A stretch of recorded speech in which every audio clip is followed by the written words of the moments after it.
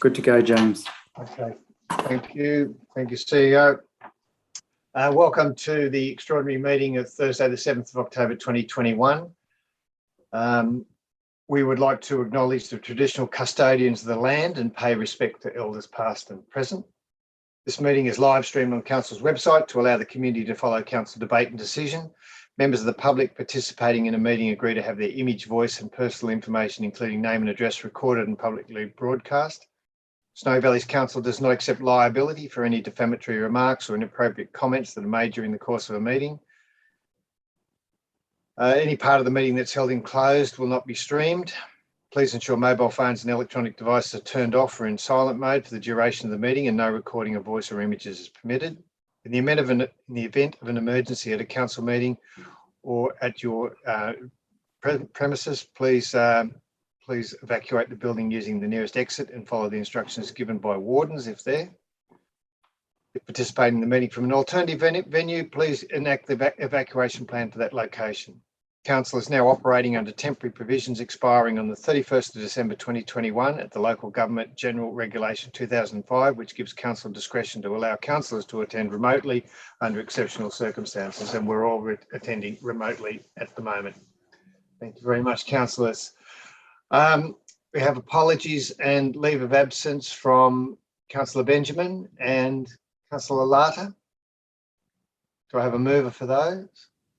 Councillor Wright and Councillor Isselman, all in favour? It's unanimous, thank you. Councillors, any declarations of pecuniary interest? No. There's no late reports. Moving on to governance and financial reports, we have a notice of motion here, 5.1. It's moved by Councillor Ham and it's seconded by Councillor Smith. Yep.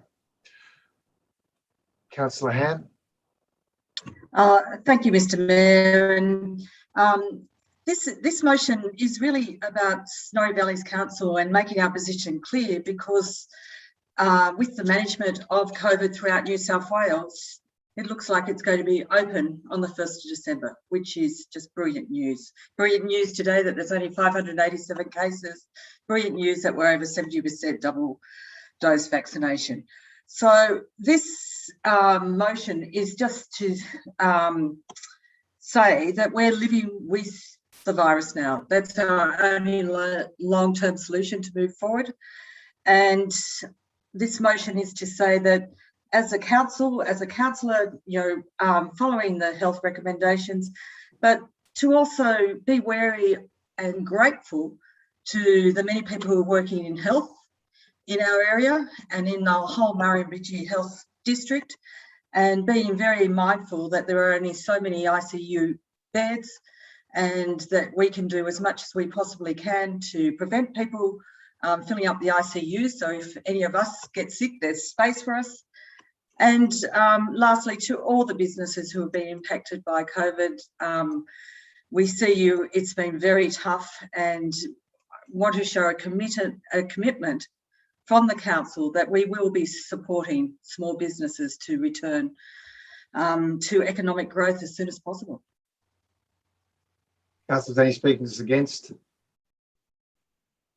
Obviously, you can't speak against something like this, but this should have been brought up 18 months ago. I thought that we should get involved in the COVID issues repeatedly over the last 18 months that have been stonewalled by council all the time.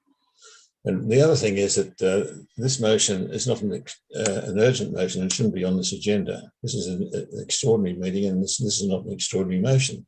But the overriding thing is, why bring it up at this moment when one of our fellow colleagues, fellow councillors, has been suspended from his job very seriously and is in the middle of a court case. And I think I can't support it because of, I don't agree with what our other councillors' position is, but I feel that I've got loyalty to a fellow councillor who's in real trouble at the moment, in my opinion. Another speaker for? Yes, Mr. Mayor, Councillor Cross. Yes, Thank you, Mr. Mayor. Look, I'd like to congratulate you on your advocacy for getting a pop-up clinic happening here. I think very proactive role. We know that the Commonwealth Government is actually responsible for the rollout of vaccines, but through our advocacy, we've been able to encourage Murrumbidgee Local Health to get more vaccines here. So that, I believe yesterday that happened. We had 90 people vaccinated, which I think is a fantastic thing. It shows how good pop-up clinics can be, because not everyone has their own doctor or wants to go to a doctor to be vaccinated. So I think it's a really great outcome. And I believe that you too, Mayor, actually played a part in facilitating someone who didn't have their driver's license to come to GMIT to get their vaccine. So thank you on behalf of everyone else. Thank you, Councillor Cross. Councillor Smith. Yes, Mr. Mayor, I think that this motion really is not about personal issues of any sort, but just to show leadership to the community that we as a council totally support the government's encouragement to get doubly vaccinated in order to protect all of our community. And here in the Snowy Valleys, we have been most fortunate that we haven't had any real cases of COVID-19 here. But because of the opening up situation, there is, of course, a likelihood that that will happen. And we want to do the best that we possibly can to get as much protection for against the virus in the community. And we just want to make sure that our community does know that their council is totally supportive of that. Councillor Smith, thank you. Any other speakers? Councillors, I'll put the motion. Raise of hands, all in favour. So we've got 5, 6 and against. Okay, got one against and 1 abstention. Thank you, councillors. So that's carried. Thank you. Moving on. Governance and financial reports. 5.2. Mover. Councillor Risselman, Councillor Ham. Councillor Risselman. On mute, Councillor Risselman. Thank you, Mr. Mayor. Nothing to add to this. Thank you. Any other speakers? Councillor Ham. Mr. Mayor, I think that I'd actually like to go into committee about this. There's quite a bit to discuss for the financial statements. Councillor Cross, thank you. All in favour? Excuse me, Mr. Mayor, we're not doing the financial statement, are we? We're doing the sign off of the. This is the delegation, the statement by council on its opinion of the accounts for the financial year. So 5.2. Right. Yeah. Delegate the mayor. So, yes. But this is the time we discuss the financial statements before we delegate it. Yes, it is. Yeah. It is. So, okay. So, do we have to go into committee? A discussion. Yes. Yeah. Hang on. I just need the hands. Okay. Yep. That's unanimous. Thank you. Righto. We're now in committee. Councillor Ham. Oh, okay. You moved it. I moved it. Well, first of all, I want to say thank you very much to the Chief Financial Officer and team for getting these papers together. And thank you very much. I've spent quite a bit of time asking questions and trying to get my head around this. It's been quite entertaining. Just my first question is, how are we looking in terms of viability?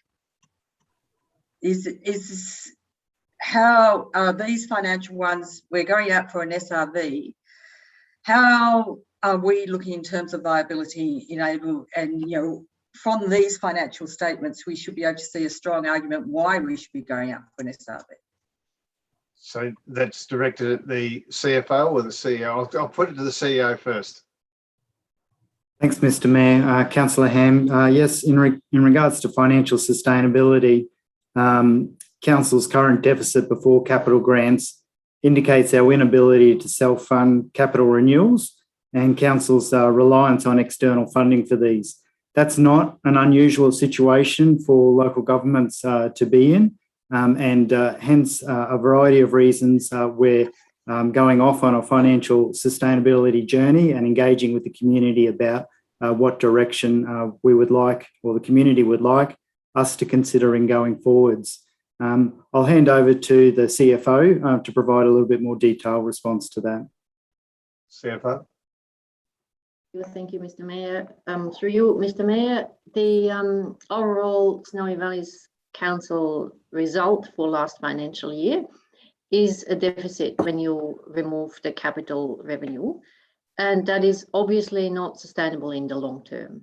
However, as the CEO already outlined, this is not unusual for councils for a situation to be in, and we are addressing the sustainability matters through the sustainability plan that council has adopted, also through engagement with the community. Last year was a very special year. Not only did we have COVID nearly all throughout it, we delivered a large amount of projects that were quite unexpected. We also had to deliver the recovery works for the bushfires.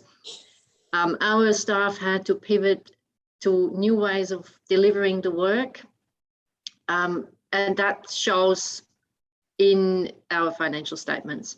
Not necessarily the pivoting, but the extra work that we had to do. We were lucky enough to receive a lot of funding from the state and the Commonwealth during the year. Our budget basically was in constant flux from July to June due to all the funding that was available for economic reasons, that was available for disaster management. And we had floods, we had storms, and we had a pandemic. It shows that our revenue that we received is a lot higher than what we originally budgeted. It is even higher than our QBRs, our quarterly budgets reviews forecast. On the other side of the ledger, our expenses are obviously also very much higher. The result is slightly better than we originally forecast, which is great, but as I said, in the long run, making an operational loss is not sustainable. We have plenty of cash in the bank at the end of the financial year, but the problem with that is that it is largely restricted to our water, sewer and waste funds, and it is also money that we received from other organisations like the Commonwealth or the state to deliver certain projects. However, $38 million in the bank is a good result, and we are expecting another $5 million at the very least that was actually due at the end of the year. We will be quite capable to keep going like this during this financial year, but we are addressing it through the sustainability plan. I note in there that there was some quite a lot of capital grants, and we were able to capitalise some of those grants, but not to the same extent as last year. Is this an ongoing issue that we'll have concerns about not getting these capital grants, but not being able to capitalise salaries against them? Thank you, Mr. Mayor. Through you, it is to a degree an ongoing issue because we had so many projects. It is unbelievable how much our staff actually delivered. Every one of our employees has a story to tell about how much business as usual and then in addition projects we delivered. Therefore, we had to take some of our staff away from the capital projects and move them to some of the operational projects that we needed to deliver, and thus could not capitalise their wages. So yes, if we keep going the way we are with a lot of projects that are in addition to what we actually forecast and to our works forecast, we will have the same issue again. Or we can pivot the operational part of things to an external contractor and utilize our staff in the capital projects. It is possibly an operational matter of how we address this, but the more projects we deliver, the less capacity we have to deliver it within our own workforce. Mr. Mayor, may I also add that some of our grants have conditions that we aren't allowed to use day labour staff for those. So we do utilise contractors when the grant provisions indicate that, and hence not using our staff, hence not being able to capitalise them. Is that a new revelation, or no? No, that's been in for a while. Or is Mainly around disaster funding, Mr. Mayor. So some of the other grant opportunities allow us to use day labour staff, but certainly the day labour staff used for disaster cleanup is not a claimable expense, and therefore the ratepayer would be paying for all of that. Hence the reason why we use quite a lot of contractors. And you'll see the jump in materials and services there, indicating that we've used contractors quite significantly for the disaster cleanup. Councillor Ham, you had another question? I'll reserve my questions till later. Okay, councillors. Councillor Cross. Yes, look, I wanted to make a comment that we had an extraordinary ARIC meeting where the financial statement was discussed, and there were no red flags raised at that meeting. So it's very reassuring to know that we've got that oversight, that independent oversight. But they did raise a couple of issues which we've touched on, and one was about the Rural Fire Service assets being transferred to councils, and they agreed with our council, that, as other councils are also in the process of doing, to not put those on the books until legislation has been changed, which I think is my understanding. They also raised concerns that we've just talked about with the unrestricted cash, that it was negative, and that we're still waiting for disaster funding from the state government to cover that. I believe it's about $5.5 million. And I wondered if that was the case and where we're up to with that, please. Fairfield. For you, Mr. Mayor. Thank you, Councillor Cross. That is correct. The disaster recovery works that we undertook, we expended the cash during the year, but the assessments by the state weren't done at 30th of June. So we had what we call a receivable, as in we are owed the money, but we haven't received it yet at the end of the year. And that is what happened in our unrestricted cash. So the unrestricted cash is secured against a receivable. And to date, unfortunately, I have to report that we still have not received that cash.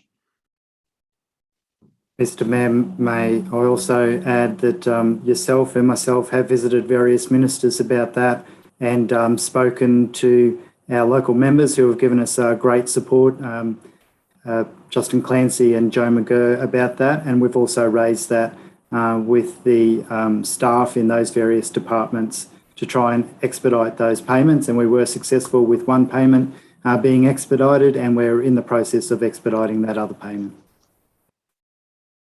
Thank you. Councillor Smith. Yes, given the long-term fact that we are in deficit and likely to continue into deficit for some time, are we actually eating into our reserves as a result of that? Sefa.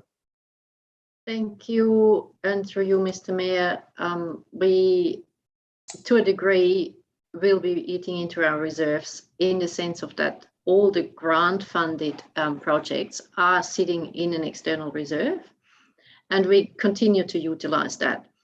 If you refer to the internal reserves, no, we have not had a need to eat into any of our internal reserves at all.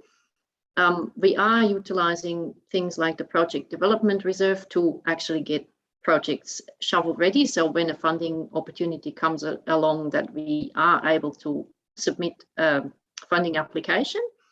Other than that, you will find in the notes that all our reserves are still there. We have only utilized those that were authorized by council.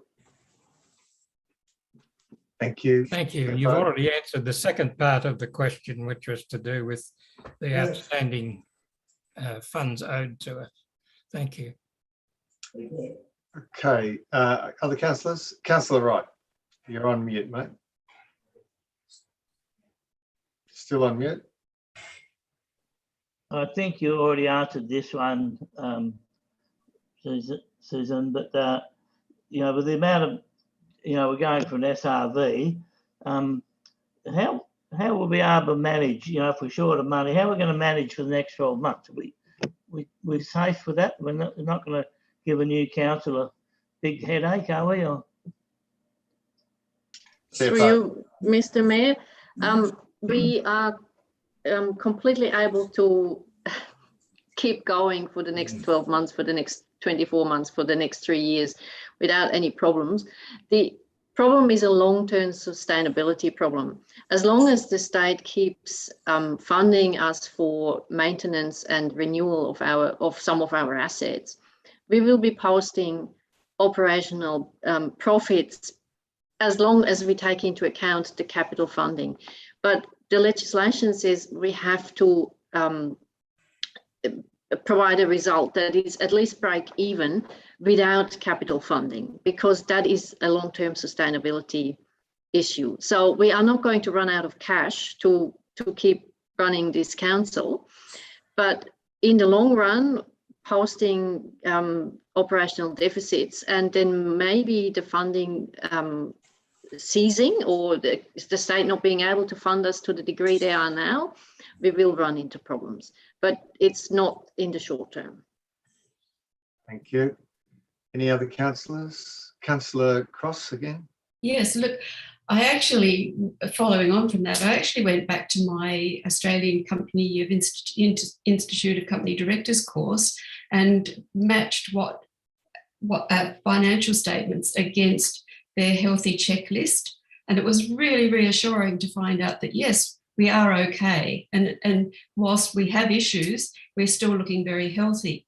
But one of the questions I wanted to ask was that at the end of the financial year, on the 30th of June 2021, in the financial statements, the bottom line looked a lot more positive than what is presented today. So I wondered why there was such a big difference there, please.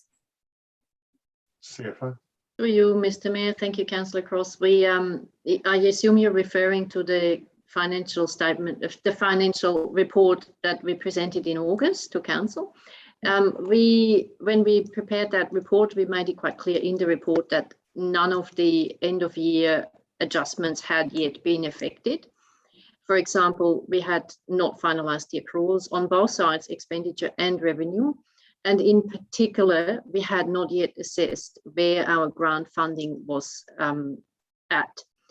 The requirement for grant funding to be taken out of revenue when the project hasn't been delivered is one that is quite complicated and takes quite a bit of time at year end. Obviously, that was one of the first time. It was only the second time that we had to do this. My team worked quite hard on this. The accounting standard only came in the year before, and we are improving this month by month, but we did flag that it was definitely going to be closer to QBR result, which it certainly is, rather than that interim report where all the adjustments had not yet been effected. Thank you. Thank you. Councillor Isselman. Thank you, Mr. Mayor. Through you, we're talking a lot about projects and project funding. How many projects are actually over budget? And if they are over budget, where does that money go? And how many projects are under budget? And what happens to that? And when do we know when projects are under budget? I might refer that to Executive Director Korsch. Thank you. Through you, Mr. Mayor.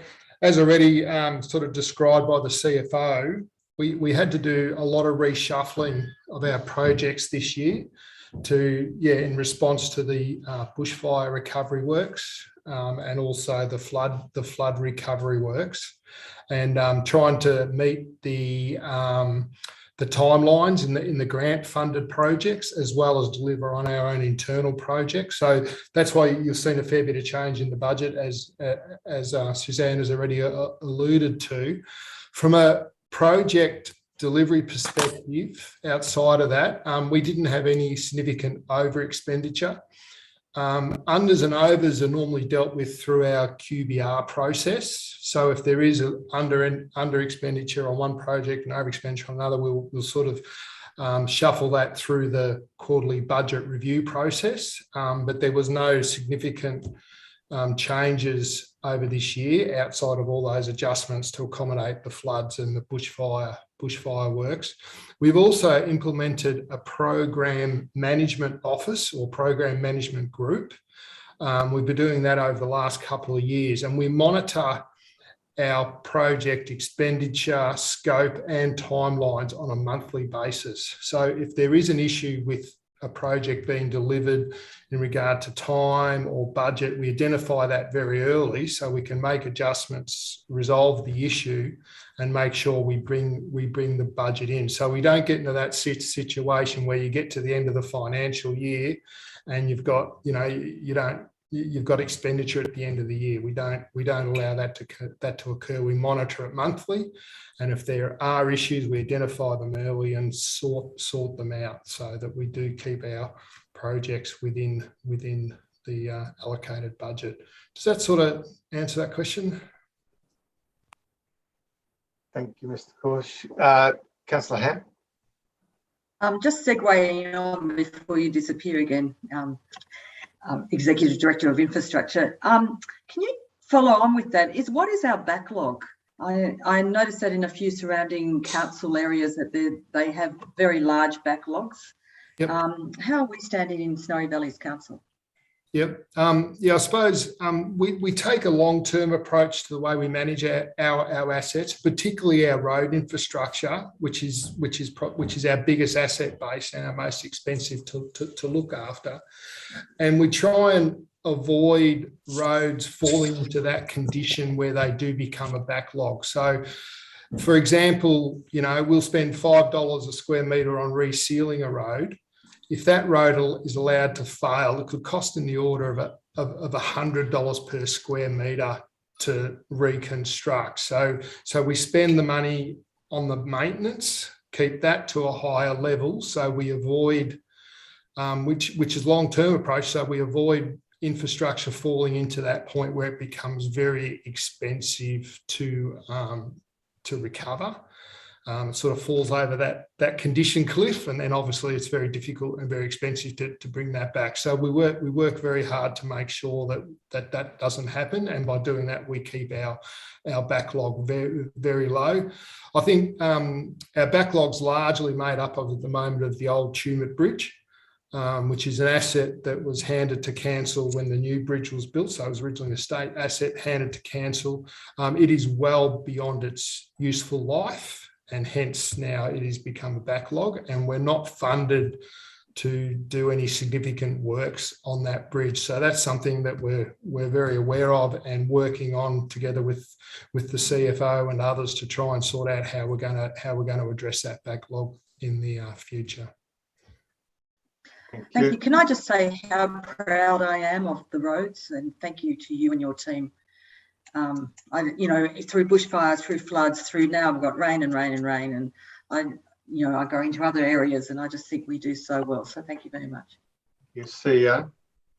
Mr. Mayor, sorry, process matter. Can I just highlight to councillors, if you can't be seen in a live stream meeting, then you'll be recorded as absent from the meeting. So can all councillors make sure they've got nothing in front of their cameras and they're staying close enough to their cameras that they can be seen? Thank you. Sorry.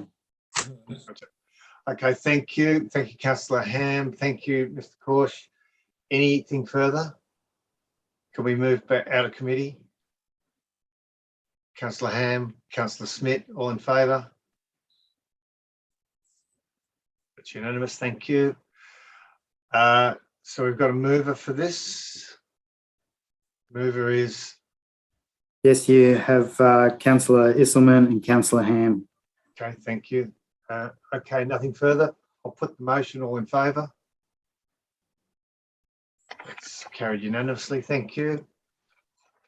Councillors, that takes us on to 6.1, a management report, proposed caravan park 30 Paddy's River Falls, Thurrow Road. This might be a good time to introduce Nick Wilton, the Manager of Growth and Activation. Welcome to Snowy Valleys Council, Nick. And some of the councillors may have questions for you, but do we have a mover for this one? Councillor Smith and Councillor Larter. Councillor Smith. Thank you, Mr. Mayor. I really welcome this motion. We did see that at our September meeting, and because there was a scarcity of information about the development, it was put over to this meeting, and now we have received all of the information that we need and all the diagrams and things, and happy to say that it really does stack up, and I think that it's good for any kind of development that will encourage tourism into our area is good. In particular, what might be called more of a boutique type of development, where it's a small development with only 15 sites.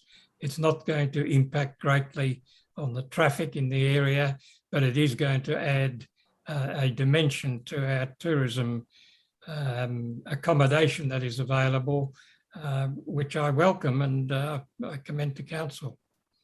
Thank you, Councillor Smith. Councillor Ham. If I could speak against it, thank you, Mr. Mayor. Just first of all, on page 11, if I can pick up page 8, a typo that it's got the zoning context should be Tumbarumba Local Environmental Plan, which I'm sure was just a typo. Just a question. So when you look at it, it's quite interesting. For 15 caravan parks, there's a really enormous administration visitor centres there, and just a small amenities block. It does. Could I ask the Manager of Growth and Activation, does this seem a bit unusual? Mr. Wilton. Through the chair, these types of applications are generally regulated under the Local Government Regulation Act. Essentially, at the end of the day, there are certain requirements that have been placed on these types of developments for certain size buildings and amenities. The actual amenities building that's been provided here is not inconsistent with the type of development. So if it was, say, to suddenly flip into a convention centre or a function centre or a tourist complex or something like that, would that still be covered under the local environment plan, or would they have to resubmit? Wilton. Through the chair, obviously the application relates to a caravan park and a camping ground. That is defined under the LEP. Now, if it was to change to a convention centre or some other form of use or activity, that activity would be subject to either a modification application or subject to a new development consent, which would obviously have to come back to full council for consideration. Okay, and if it's all right, Mr. Mayor, just one last question. Going along Turma Road, it's a busy road anyhow, but the entrance to Paddy's River Fall is very narrow. It hardly fits 2 cars, and then you quickly turn to the right into this entrance. And if we're looking at caravans moving in and the big amenities block that we might have a lot of people coming, what's been put in place to help with the safety of that entrance? Wilton. So through the chair, the original application wasn't supported by a traffic impact study. My staff obviously requested a traffic impact study be produced as part of this application. That study was provided. It was referred through to our engineers. It was assessed in accordance with the Ausroad guidelines. Those engineers have agreed with the outcomes of that traffic impact study and have advised that it's okay to proceed. Thank you. Councillor Cross. Yes, so this is a really, really sensitive area. So I wanted to ask whether the septic tank system, whether the waste removal system, whether water, whether any of that could impact seriously on the environment surrounding it? Through the chair. Obviously, these types of developments are not only regulated by a development application, but they also have a Section 68 under the Local Government Act application for any sewer disposal on the site. That application is supported by a wastewater management report, and it ensures that there's no impact on the local environment.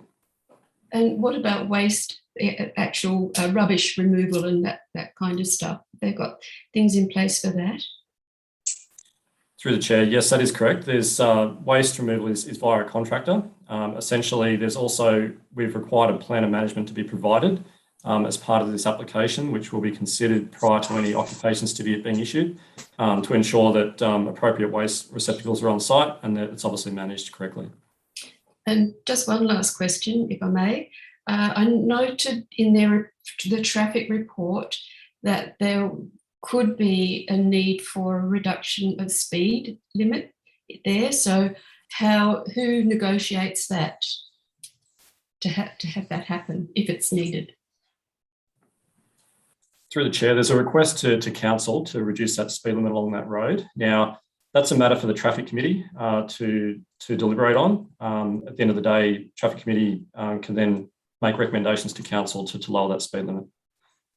Thank you. Councillors, anything further? No. I'll put the motion. All in favour? Against? Councillor Ham's voting against, so that's one against. Thank you.